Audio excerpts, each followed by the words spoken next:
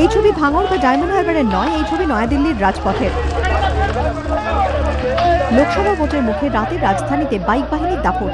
Bike ধরতে শনিবার রাতভর অভিযান চালায় দিল্লি পুলিশ। স্বরাষ্ট্রমন্ত্রী সুশীল কুমার সিন্ডের বাসভবন থেকে ইন্ডিয়া গেট সর্বত্রই চলে এই অভিযান। বাইক আরোহীদের পাশাপাশি গাড়ি থেকে নামিয়েও যাত্রীদের জিজ্ঞাসাবাদ করে পুলিশ। পুলিশের দাবি, বিনা হেলমেটে দুজনের বেশি আরোহী নিয়ে দাপাদাপির অভিযোগ দীর্ঘদিন ধরেই আসছিল। তাই এই অভিযান চালিয়ে 250টি বাইক সমেত 400 জনকে আটক করেছে পুলিশ। 250-300 मोटरसाइकिल जमा की है और तकरीबन 400-500 बंदे हमने 400-450 बंदे पकड़े हैं। कोई ट्रिपल राइडिंग में, कोई डबल राइडिंग में, कोई 4 भी लड़के चल रहे हैं। और दिल्ली की सड़कों पे ऐसे क्रैश कोर्स करके तेज रफ्तार से जा रहे हैं। रॉन्ग साइड से ट्रैफिक जा रहे हैं, जहाँ पिकेट हम लोग चेक करते हैं, तो वहाँ इन लोगों को हमने पकड़ा है। বেশ কয়েকটি বাইকের হাতলে বাঁধা ছিল একটি পতাকা।